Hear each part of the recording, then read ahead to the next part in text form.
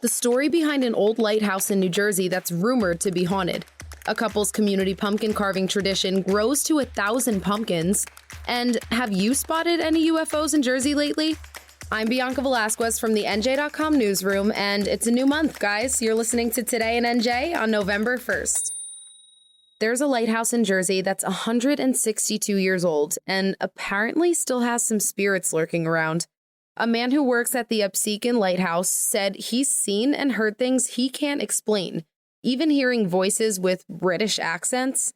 Get how old this place really is. There was a boat crash all the way back in 1854.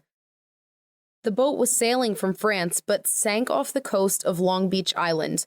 All of the crew and passengers died, but close to 60 bodies washed up along that Atlantic City beach.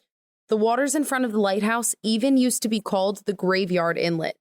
A bunch of paranormal investigations have been done at the lighthouse, but one team in particular was even able to get some audio and picture evidence, which is really rare. Just 4 years ago, they took a picture of what looked like someone walking down at the tower stairs. Now, I saw the photo, and it's kind of looking down a hallway into an open doorway that leads to a staircase. And that's where you see these pair of legs, so it's kind of hard to tell, but it was enough to freak me out. You can actually go on a 2.5-hour investigation of the lighthouse with paranormal researchers from NJ Rope. I'm personally not brave enough to do that, but if you're interested, look into the Upseekin Lighthouse. One Jersey couple bought 1,000 pumpkins, and they did it for their community. But this has been a tradition of theirs for a while. Richard and Deanna moved into their Mount Holly home 16 years ago, and they wanted a way to make friends with neighbors. So Richard went to Home Depot, got 25 pumpkins, and threw a pumpkin carving contest for neighborhood kids. 25 kids ended up showing up, and it's been growing ever since. Now it's officially the Mount Holly Pumpkin Festival, and it's in its 16th year.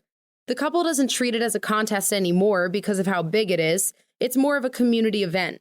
So this year they were able to give 1,000 pumpkins for people to carve, decorate, and leave on display at the house. So they did way more than just make friends in their new neighborhood. They provided a new, fun community event for the next 16 years and even longer. So has anyone seen any UFOs lately? Because I just found out that out of all 50 states, New Jersey ranks 14th most reported UFO sightings in the country. The most recent one was in Jersey on October 1st in Columbia. Now, a truck driver said that he noticed a hovering band of light in the sky for about 2 seconds before it, quote, moved off in one direction at an incredible speed. All of this information is coming from a database by the National UFO Reporting Center. And they're pretty clear that they're not confirming these claims are valid, but it's just based on a combination of citizens' claims of what they're seeing. The database includes locations, dates, and times of the reported sightings. Okay, October is officially over. I think that's enough of the spooky stuff. It's November 1st, and we're ready for some less creepy holidays.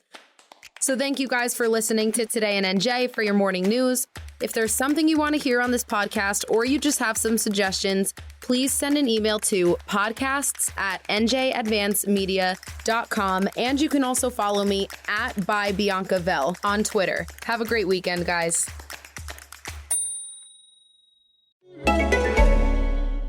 This is Acast Recommends. Every week we pick one of our favorite shows, and this is one we think you're going to love. Tell me what you eat, and I'll tell you who you are. Hi, I'm Adam Roberts, a cookbook author and comedy writer, and that quote is the inspiration for my new podcast, Lunch Therapy. Join me as I ask people what they ate for lunch and use that as a way to explore their psychologies. I use scales for hamburgers. A lot of the aunties in my family circle called me Picky Nicky. I don't want to cry. No, please, this is Lunch Therapy. I don't want to cry at Lunch Therapy. So join me as we unpack our lunches and our issues together on Lunch Therapy. Acast is home to the biggest podcasts from the U.S. and around the world. Subscribe to this show and hundreds more now via Acast or wherever you get your podcasts.